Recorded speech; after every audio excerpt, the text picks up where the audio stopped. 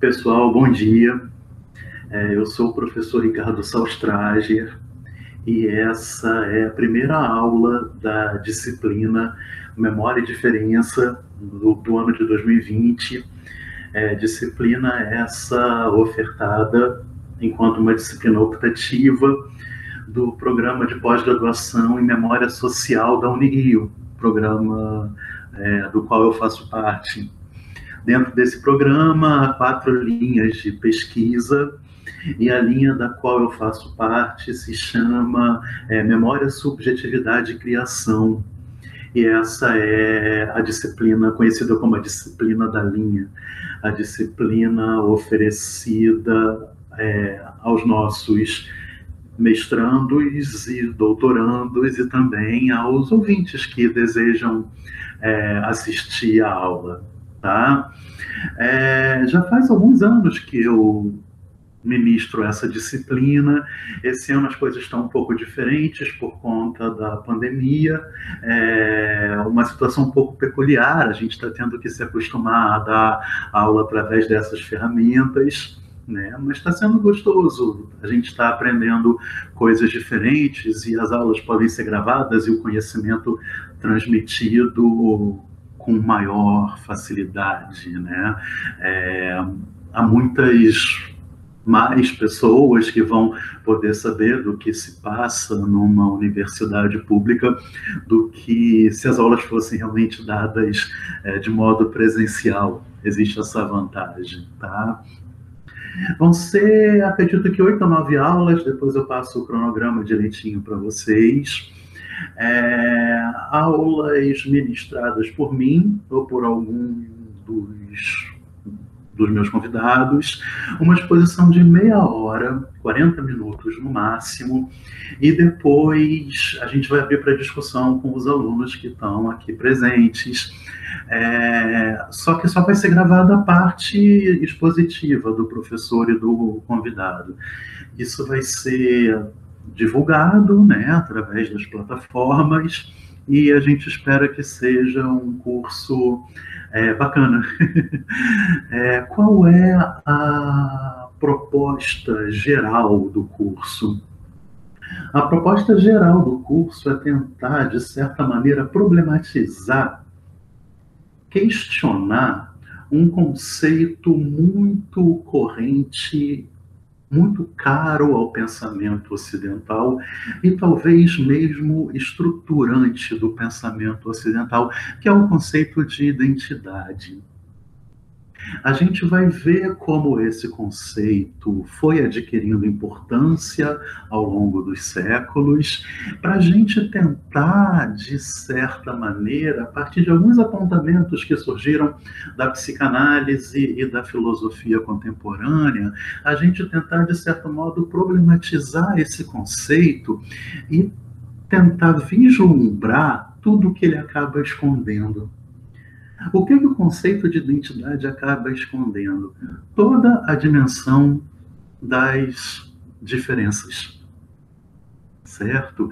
A gente vai ver isso em detalhes ao longo do curso, de modo que a gente pode ter como proposta mais ampla essa, desconstruir o conceito de identidade, tentar desconstruir ele, tentar problematizar ele, tentar questionar, para a gente tentar olhar as coisas por um outro viés, afirmando as diferenças. Primeiro de tudo, o que é identidade? Identidade é um conceito com várias definições ao longo da história.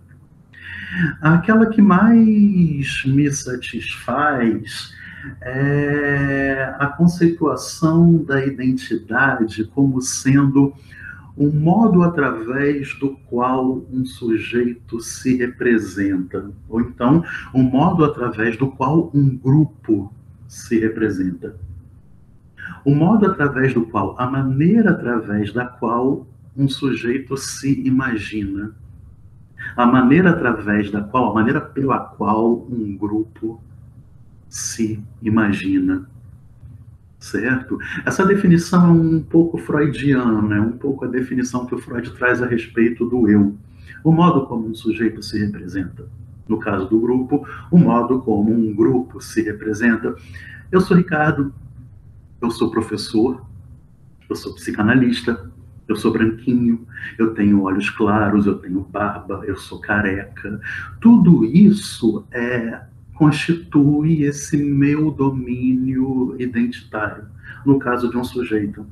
No caso de um grupo, no caso de negros, por exemplo, qual é a identidade do negro? É o modo através do qual o negro se identifica, é o modo através do qual o negro se representa, as características próprias aos negros, a história própria aos negros, tá? E isso em relação a homens, a mulheres, a nordestinos, a homossexuais, a heterossexuais e todos esses grupos que vocês, alunos, estão estudando, tá? É muito interessante ver o quanto que vocês entram aqui estudando eles por um viés identitário e depois percebem que esse não é o único modo de se conceber esses grupos, que a gente pode pensar esses grupos pela afirmação das diferenças também, e isso é interessantíssimo.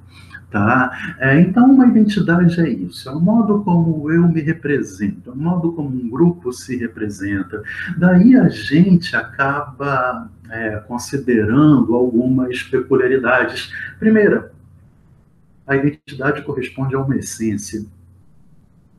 É como se eu, Ricardo, tivesse uma essência. É como se cada sujeito tivesse uma essência ligada à identidade dele. Essência é aquilo que não muda.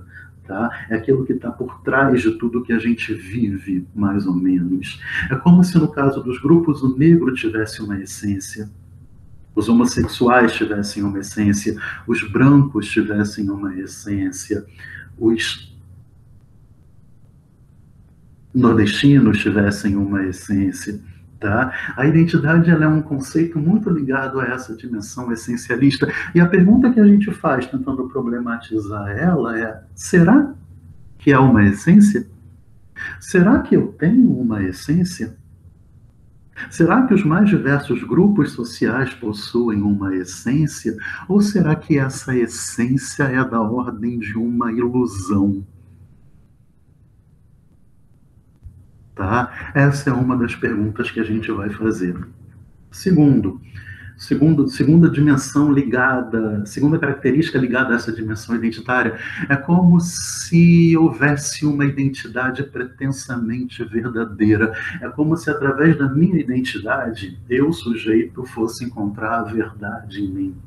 É como se através da constituição de uma identidade grupal a gente fosse poder vislumbrar a verdade correspondente àqueles indivíduos. E a pergunta que se faz é: será que existe essa verdade? Será que existe essa verdade comum a todos os membros de um determinado grupo? Essa é outra pergunta que a gente vai fazer. Terceira característica ligada ao domínio da identidade, é como se a identidade fosse uma coisa una, unificada. Eu tenho uma identidade e uma só. Eu não sou múltiplo, eu sou um. Tá? Os grupos, eles não são múltiplos, eles não possuem uma multiplicidade, eles não possuem uma singularidade entre os seus membros, não, eles são um. Essa identidade entre eles é unificante, é unificadora. E a pergunta que a gente faz é: será que é assim? Será que é possível falar em uma única questão identitária para os grupos e para os sujeitos? Quarta dimensão ligada ao conceito de identidade. É como se a identidade fosse algo coerente. Tipo, eu sou Ricardo, eu sou psicanalista, eu sou professor, e tudo que eu faço é coerente a esse modo como eu me represento. Homossexuais são isso, aquilo outro, identificados como isso, como aquilo outro, e portanto devem ser completamente coerentes em relação a essa identitária, essa dimensão identitária. A questão é: tem que ser assim? Será que a gente precisa necessariamente pensar assim? E por fim, o conceito de identidade também traz consigo a ideia de uma persistência. como se a identidade fosse alguma coisa que não muda, como se a identidade fosse alguma coisa estável ao longo dos tempos, independente dos acontecimentos que atingem esse sujeito e esse grupo. E a pergunta é: será que a identidade é imutável?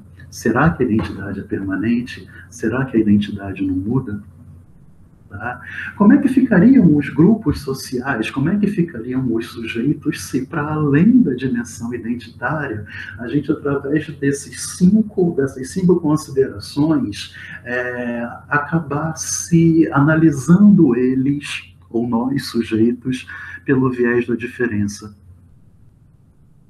Por que, por exemplo, como alguns de vocês trabalham, qual a diferença seria entre analisar o povo nordestino pelo viés identitário, tá? Como se todos os nordestinos fossem idênticos a si mesmos, como se houvesse uma essência do povo nordestino, como se houvesse uma verdade a respeito deles, como se essa identidade fosse coerente por si só e como se ela fosse imutável. Qual é a diferença que há entre analisar esse grupo pela dimensão identitária ou afirmando todas as diferenças que existem entre eles? E os nordestinos é só um exemplo, poderia ser homens, poderia ser o povo brasileiro, poderia ser o povo europeu, poderia ser mulheres, tá? Há um ponto de vista de análise que leva em conta os padrões identitários, e há outro que leva à afirmação de todas as diferenças, e diferença aqui é no plural, tá? Das infinitas possibilidades diferentes entre si que existem dentro de um agrupamento. E um adendo, assim, não é que também, quando eu contraponho a dimensão identitária com a dimensão da afirmação das diferenças, eu não estou dizendo que existe um modo verdadeiro e um modo falso, um modo errôneo de analisar as questões. Não, são dois modos completamente diferentes. A proposta aqui é simplesmente questionar, problematizar e tentar, de certo modo, fazer com que a gente pense de uma forma diferente daquela que a gente está acostumado a pensar ao longo dos séculos e ao longo dos anos. Enfim, é um curso muito gostoso, geralmente os alunos curtem essa disciplina, muitos deles estão aqui fazendo pela segunda, alguns pela terceira vez, muitos de vocês retornam porque o programa também muda a cada ano, né? A gente nunca dá o mesmo conteúdo, é sempre a mesma questão, mas com conteúdos diferentes, e espero que vocês curtem. Espero que vocês curtam. Para esse ano, eu preparei o seguinte cronograma. Vamos ver se eu já aprendi a apresentar. Apresentar a tela inteira.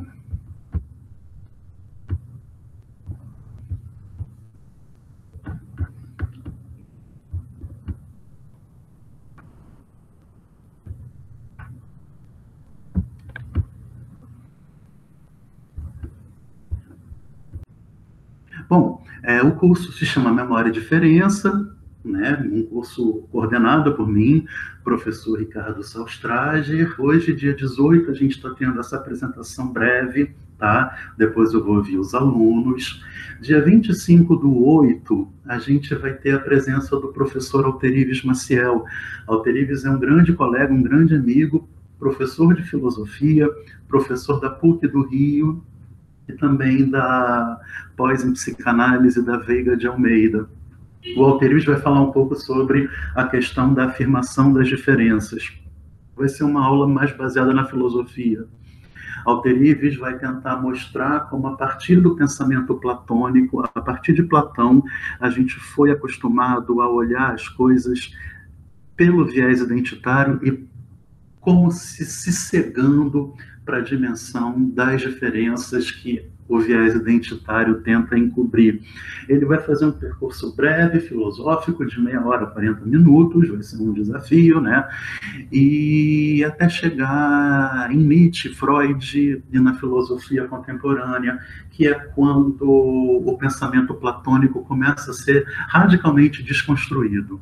E aí as coisas começam a poder ser vistas por um outro ângulo que não eram vistos até então. Certo? Dia 1º do 9 eu volto. trazendo a aula Identidade, Diferenças e Estranhamento. Aí a proposta vai ser basicamente pegar essa discussão filosófica e trazer para os campos da memória social e da psicanálise. A gente vai mostrar, a gente vai trazer alguns indícios que demonstrem que a dimensão identitária ela é propriamente ilusória, tá? E que a gente só consegue criar, na verdade, uma identidade se a gente acabar negando tudo que é diferente em relação a esse modo de representação. Vai ser uma aula também muito gostosa. Tá? Essas duas primeiras aulas, elas são para circunscrever um pouco a questão. E a partir da terceira, a gente vai trazer a questão de como constituir uma resistência no mundo contemporâneo pelo viés da afirmação das diferenças. Tá? Já 8/9, eu vou trazer outro colega, o professor Bruno Brulon, também da Unirio, do programa de pós-graduação em museologia, e ele vai falar sobre um conceito bastante interessante, que é o conceito de cuidado de si, do Foucault, um conceito formulado pelo Foucault no final da vida dele, nos dois últimos livros que ele lançou um pouquinho antes do falecimento, que são A História da Sexualidade, volume 2 e volume 3. Tá? A gente vai pensar em algumas formas possíveis de resistência social, tá? Pelo viés da diferença, das diferenças a partir do conceito de cuidado de si em Foucault. Já 15/9 eu volto para falar especificamente sobre o campo das diferenças no domínio da sexualidade. Tá? A gente vai ter como proposta, a partir do pensamento da Butler, desconstruir a ideia de que há uma identidade sexual normal e, consequentemente, um conjunto de identidades sexuais desviantes. Não. Se as sexualidades, se as diferentes formas de desejo forem contempladas pelo viés da afirmação das diferenças, a ideia de uma identidade sexual cai um pouco por terra, e com ela cai junto todas as hierarquizações possíveis que existem nesse domínio. Certo?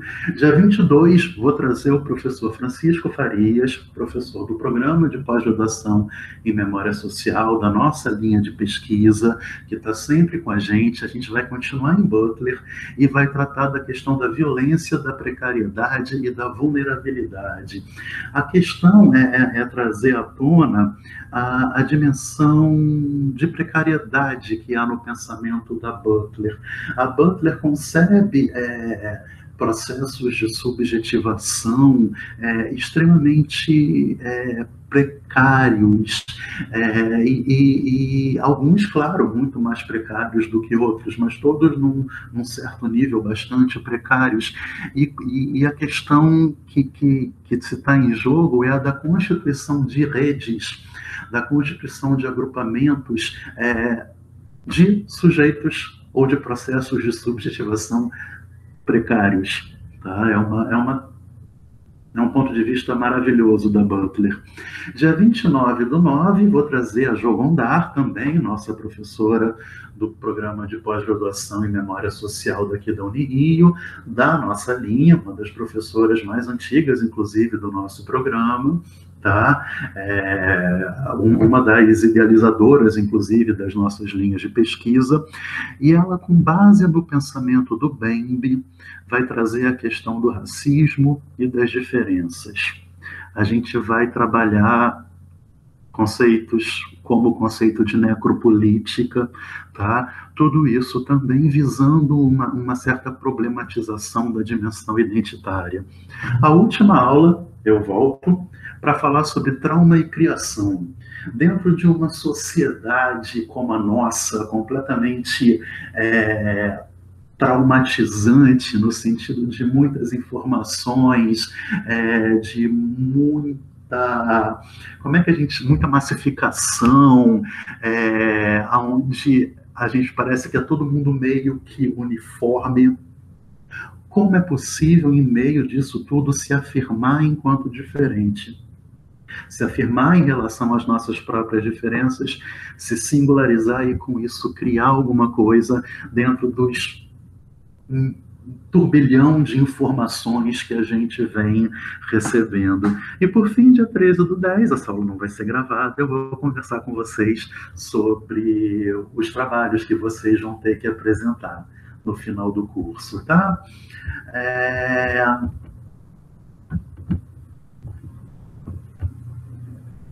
Enfim, espero que seja gostoso, espero que seja legal, espero que todo mundo goste. É sempre um prazer dar essa aula e vamos com tudo. Semana que vem o Walter Ives para falar sobre a dimensão identitária e a dimensão das diferenças pelo campo da história da filosofia, tá certo?